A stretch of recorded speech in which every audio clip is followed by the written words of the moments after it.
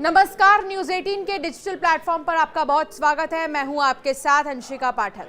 Ukraine ने इस बार रूस के गर्दन पर वार किया है। जी हां, यूक्रेन की सुरक्षा सेवा ने 4:44 पर तड़के एक खास ऑपरेशन के तहत क्रीमिया ब्रिज को तीसरी बार निशाना बनाते हुए जबरदस्त धमाका किया, जिससे ये पुल जो है अब क्रिटिकल कंडीशन में पहुंच चुका है।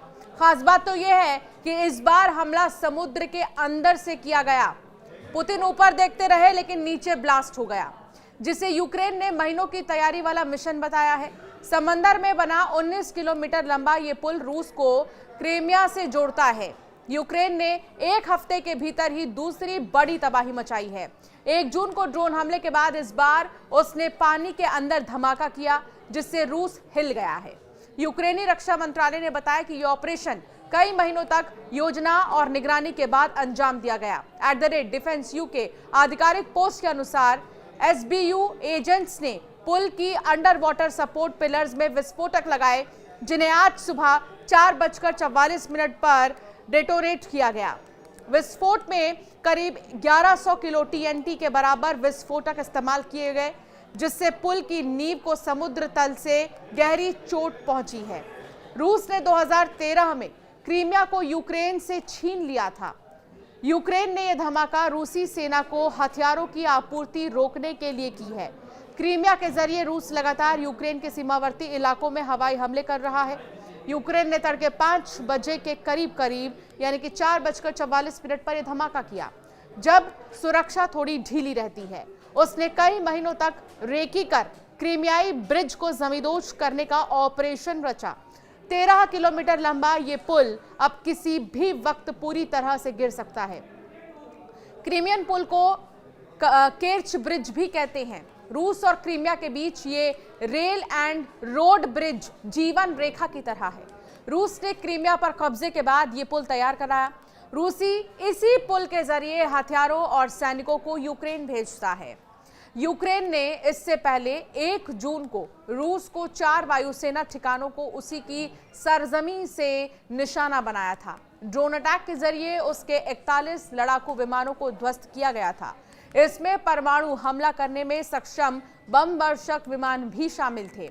यूक्रेन की सुरक्षा सेवा ने यह स्पष्ट किया है कि इस ऑपरेशन में किसी भी आम नागरिक को कोई नुकसान नहीं हुआ। उनका कहना है कि यह हमला सिर्फ सैन्य और अवैध संरचना पर केंद्रित था, जिसका मकसद रूस की आपूर्ति श्रृंखला को बाधित करना है।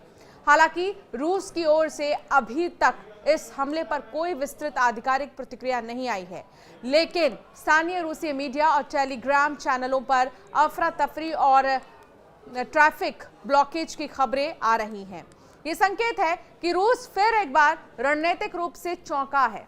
यूक्रेनी अधिकारियों ने बताया है कि 3 साल से जारी युद्ध को समाप्त करने के लिए प्रत्यक्ष शांति वार्ता में कोई प्रगति नहीं होने के एक दिन बाद उत्तर पूर्वी शहर के केंद्र में स्थित इमारतों और एक अस्पताल पर रॉकेटों की बौछार कर दी गई। ज़ेलेंस्की ने कहा कि सुमी पर दागे गए रॉकेटों में से एक इमारत की दीवार में घुस गया, लेकिन विस्फोट नहीं हुआ। ज़ेलेंस्की ने टेलीग्राम पर एक पोस्ट में लिखा, इस युद्ध को समाप्त करने से जुड़ी रूस की इच्छा के बारे में आपको बस इतना ही जानना चाहिए।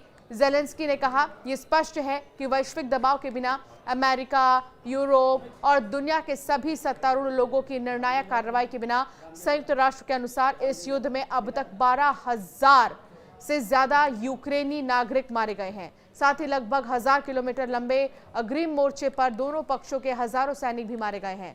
शांति समझौते के लिए अमेरिकी नेतृत्व में जारी प्रयासों के बावजूद युद्ध जारी है।